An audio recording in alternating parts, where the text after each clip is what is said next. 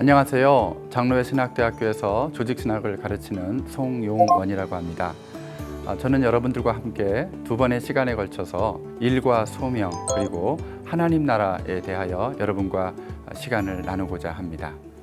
코로나19로 온 세상 일터가 갑자기 정지한 시간처럼 되어버린 초현실주의적인 풍경이 펼쳐지면서 저는 오래전 읽었던 미국 예일대학교에서 신학을 가르치는 미로슬라브 볼프 교수의 경고가 떠올랐습니다. 그는 이렇게 말합니다. 우리는 숨쉬기에 필요한 공기만큼이나 이를 당연시합니다.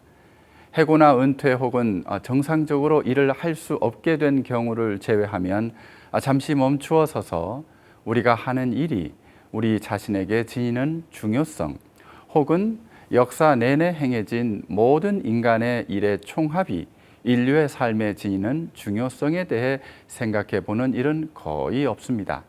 만약 전 세계가 아주 긴 휴가를 예를 들어 몇 달 동안 휴가를 갖기로 결정하고 그 기간 동안 아무 일도 하지 않는다면 무슨 일이 일어날지 예상하기란 어렵지 않습니다. 전 세계 인구는 그 휴가가 채 끝나기도 전에 멸종할 것입니다. 이렇게 얘기했고요. 또 볼프 교수는 이렇게 또 말을 합니다.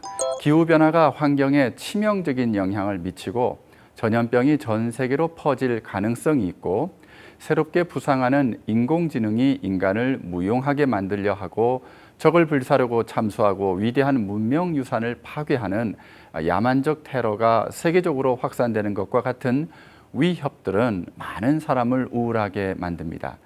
이러한 얘기를 볼프 교수는 20년 전에 그리고 5년 전에 이미 예견을 한 바 있습니다. 자, 이렇게 코로나19 사태를 자신도 모르게 예견했던 볼프는 자신의 일생의 관심사가 일에 관한 신학적 탐구였다고 또 고백을 한 적이 있습니다. 그것은 우리 사람이 많은 시간을 노동했으며 그 노동이 사람의 인성을 형성, 포메이션 하기 때문이라는 것입니다. 20세기 영국의 기독교 작가로 C.S. 루이스와 쌍벽을 이루던 도로시 세이어즈도 비슷한 말을 한 적이 있습니다. 어떻게 사람들이 자신의 삶에서 90%에 해당하는 영역에 관심을 두지 않는 종교에 계속해서 관심을 둘 수 있단 말인가요? 그녀는 이렇게 물었습니다.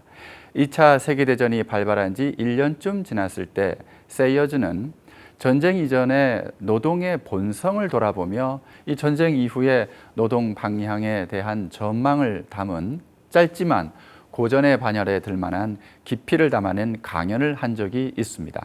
세이어즈는 인간이 왜 일하는지, 특히 어떤 마음으로 일해야 하는지 풀어내면서 이 돈을 벌기 위해 일을 하는 기존 문화를 청산하고 일 자체를 위해 일을 하는 새로운 문화를 창출하지 않으면 2차 대전의 고난과 희생은 아무런 의미도 소득도 없는 것이 되고 만다고 경고했습니다. 전쟁 이전 일의 세계는 어땠습니까?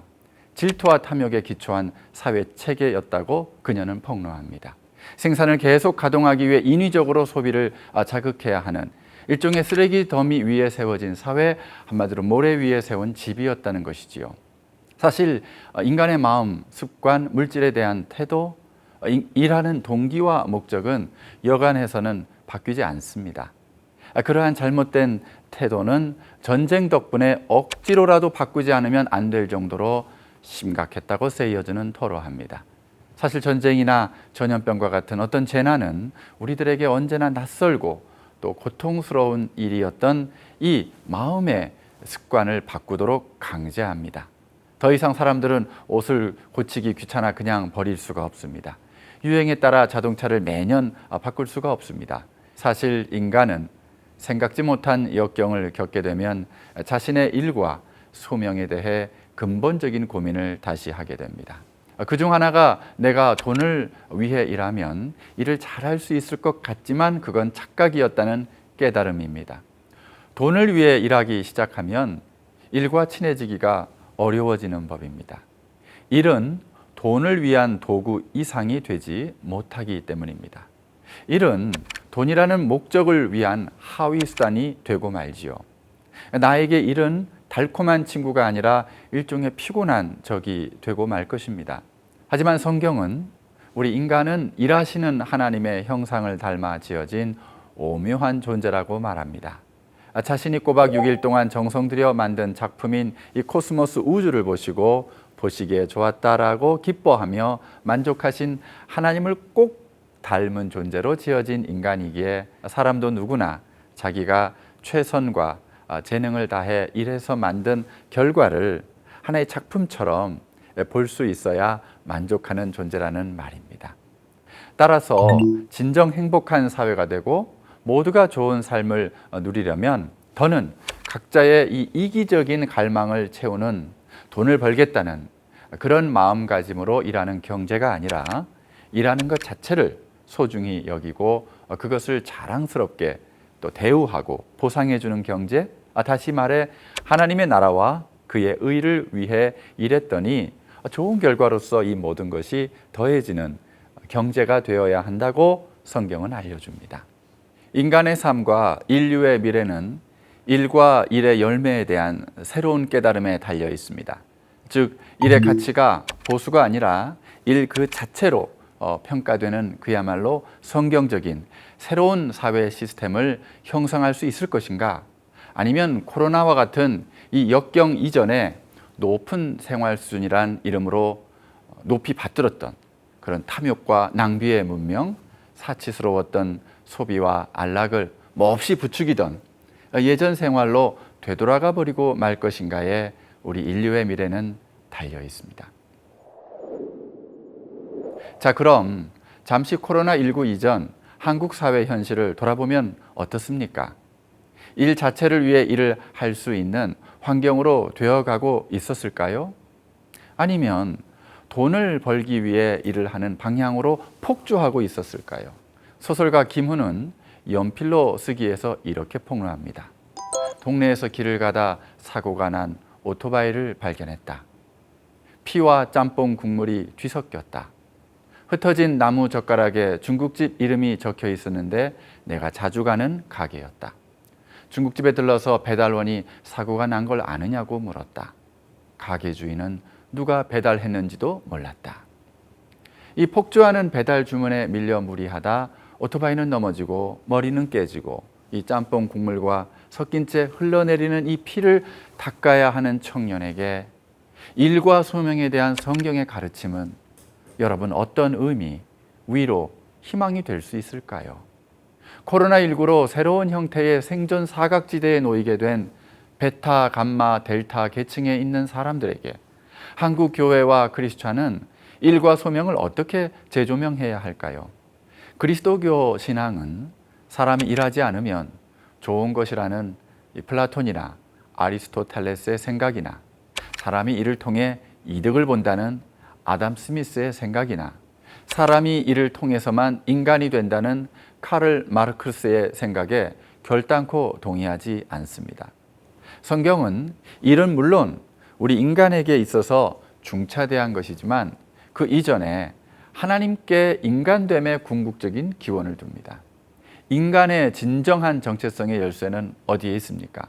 성경은 인간의 노동과 하나님의 일이 연결되거나 또 일의 수행 능력 여부를 떠나서 오직 하나님과 나누는 교제, 즉 소명에서 생성된다고 봅니다. 하나님과 인간의 이 동역자 관계가 우리 인간을 인간되게 한다는 것이지요. 공동체가 진정으로 잘 되려면 공동체도 있고 심지어는 자신도 잊은 채 일을 통해 이 영원한 진리를 표출해야 하는 것이 대단히 중요합니다. 그리스도인이든 아니든 일 자체의 고유한 선에 전념하는 일반 은총을 성령으로부터 받을 때 사람은 누구나 일하시는 하나님을 닮아 이 노동의 소외를 궁극적으로 극복할 수 있습니다. 본래 플라톤이나 아리스토텔레스와 같은 이 그리스 로마 전통에서는 육체 노동을 천시하고 이 정신 활동만 숭상했습니다. 하지만 아우구스티누스와 같은 기독교 초대 교부들은 하나같이 육체 노동의 이 소중함을 거듭 역설했습니다. 일은 고결한 것이고 부지런히 자기 손으로 직접 일하는 것이 소중하다고 여겼지요.